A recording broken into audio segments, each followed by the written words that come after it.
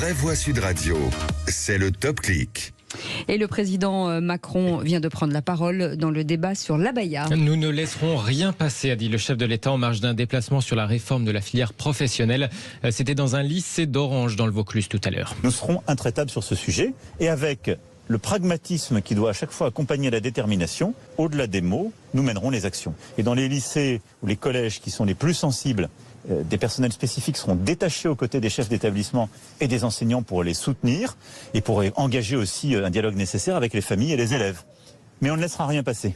À la rentrée, je vais être franc avec vous, on sait qu'il y aura des cas. Parce qu'on sait qu'il y aura les uns par négligence peut-être, mais enfin beaucoup pour essayer de défier le système républicain. Nous devons être intraitables. Simplement, les hussards de la République, celles et ceux qui sont au front, ce sont les enseignants. On ne doit jamais laisser s'installer l'idée qu'ils seraient seuls ou qu'ils doivent céder à une pression. Ce qui était très important et ce que le ministre a dit à juste titre, c'est que l'État, la République est derrière eux et ils ont raison. Une prise de parole d'Emmanuel Macron alors que hier soir, justement, le ministre de l'Éducation, Gabriel Attal, a envoyé une note de service aux chefs d'établissement. Note pour leur spécifier que le port de l'abaya ou du camis, je cite, manifeste ostensiblement en milieu scolaire une appartenance religieuse et donc ne peut pas être toléré. Félix le nombre de fois, ma chère Cécile, où Emmanuel Macron a dit depuis qu'il a été élu en 2017, on ne laissera rien passer et on sera intraitable, je n'ose pas, ça dépasse largement les deux mains. Ah ouais, c'est des enregistrements d'ailleurs, il les rediffuse. Évidemment, je partage l'inquiétude de Philippe. Ce qui me frappe, moi, si vous voulez, c'est que pendant toute l'année dernière, ce sujet était déjà très présent. Papendiaï tortillait, Papendiaï choisi, nommé par Emmanuel Macron, tortillait que non, qu'on allait faire comme après l'affaire de Creil, donc laisser les proviseurs se débrouiller, les chefs d'établissement se débrouiller. Donc on était parti pour un énorme pataquès et que là, on voit, il suffit de dire non. Je ne crois absolument pas qu'il faille craindre le Conseil d'État. Il faut lui tordre le bras par divers moyens. J'ai pas le temps de le dire comment.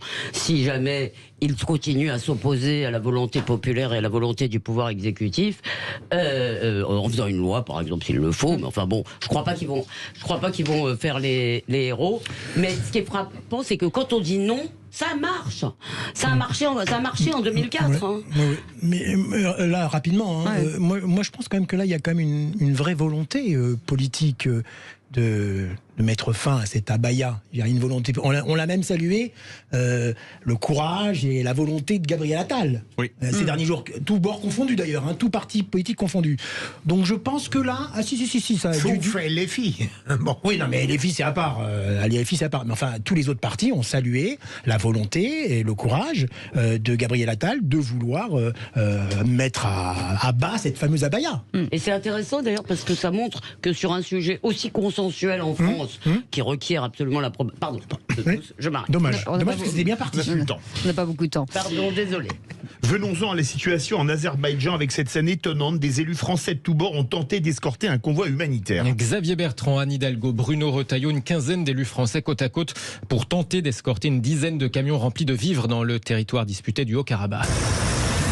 Territoire en majorité peuplé d'Arméniens, mais bouclé par les autorités de l'Azerbaïdjan et rien à faire malgré la mobilisation de ces politiques français.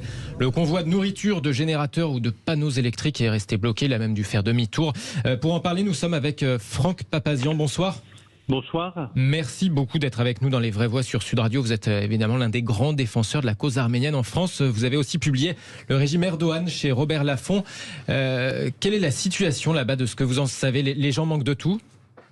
Ça fait presque 9 mois, depuis le 12 décembre 2022, que l'Azerbaïdjan bloque la seule route qui relie le Haut-Karabakh à l'Arménie. Il y a donc depuis près de 9 mois 120 000 Arméniens qui sont bloqués, qui sont privés de ressources nouvelles.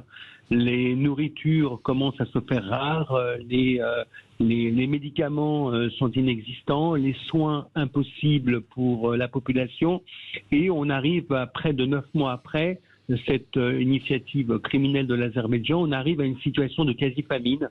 Il commence à y avoir des gens qui commencent à mourir de faim, il commence à y avoir des gens qui commencent à être en grave maladie parce que même la Croix-Rouge ne peut pas passer. La Russie est incapable de faire régner l'ordre, de faire respecter les accords du 9 novembre 2020, et donc l'Azerbaïdjan fait sa loi en fait sur place et a pris 120 000 personnes en otage. Et donc la délégation qui s'est rendue hier aux portes devant justement ce barrage est une délégation composée de toutes les forces politiques françaises, des hommes politiques et des femmes politiques, dont la maire de Paris, dont Bruno Retailleau, dont Xavier Bertrand, ont pu constater effectivement la volonté de l'Azerbaïdjan d'affamer ce peuple.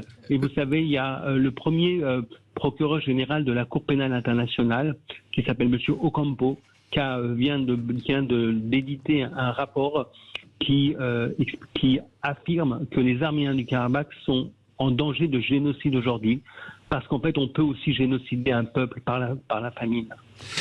Quand j'entends Franck Papazian, je demande d'ailleurs comment c'est possible que personne ne réagisse. Xavier Bertrand a parlé d'épuration ethnique. Je rappelle que la dernière épuration ethnique qu'il y a eu en Europe, c'était en ex-Yougoslavie, et on n'a pas hésité à bombarder Belgrade pendant 78 jours. Alors pourquoi cette absence de réaction de la communauté internationale? Peut-être pour le gaz, parce que maintenant on achète à l'Azerbaïdjan le gaz qu'on n'achète plus à la Russie, mais ce serait déshonorant que pour des intérêts énergétiques, on ferme les yeux là-dessus. Alors je pose une question: où est la France? Merci beaucoup Franck Papazian, chef d'entreprise et auteur de ce livre, Le régime d'Erdogan, une menace pour la France, aux éditions Robert Laffont.